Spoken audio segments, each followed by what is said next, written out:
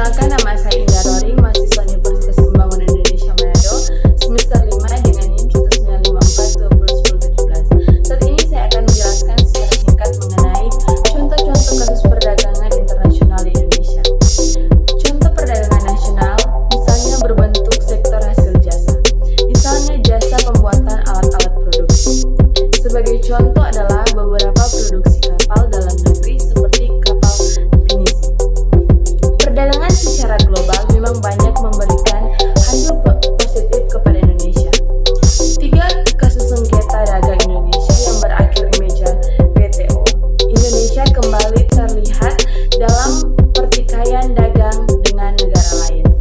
Sengketa dagang ini harus diselesaikan di Badan Penyelesaian Sengketa Organisasi Perdagangan Dunia. Kasus teranyar adalah Amerika Serikat resmi meminta WTO menjatuhkan sanksi sebanyak 350 juta atau sekitar 5 triliun terhadap Indonesia.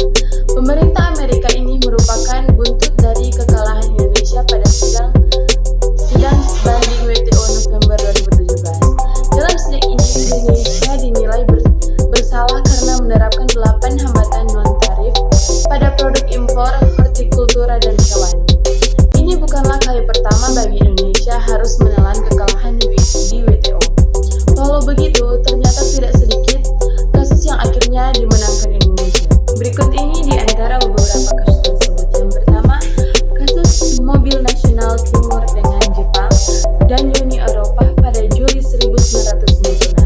Pemerintah resmi meluncurkan proyek mobil nasional bernama Timor melalui kerjasama dengan Kia Motors, produsen mobil asal Korea Selatan, karena berlabel mobil nasional. Bea masuk dan pajak barang mewah pada penjualan mobil ini dipangkas sehingga harganya menjadi separuh harga rata-rata mobil tersebut. Kebijakan Indonesia ini diprotes negara produsen mobil seperti Jepang dan Uni Eropa. Mereka menyeret Indonesia ke Badan Penyelesaian Sengketa WTO.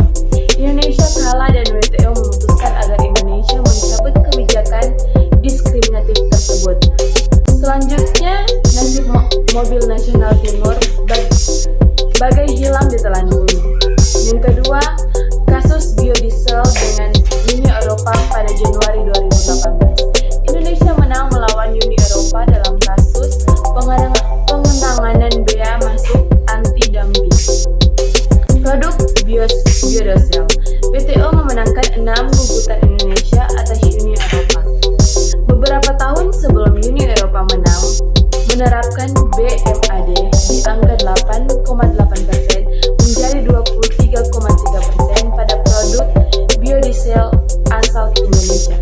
Kebijakan ini membuat nilai ekspor biodiesel ke Uni Eropa teruntuk lutut dan terus mengalami penurunan sejak 2013. Dan yang ketiga, kasus kemasan rokok polos dengan Australia pada Juni 2018. Indonesia kembali menelan kekalahan di WTO dalam kasus kemasan rokok berisain polos.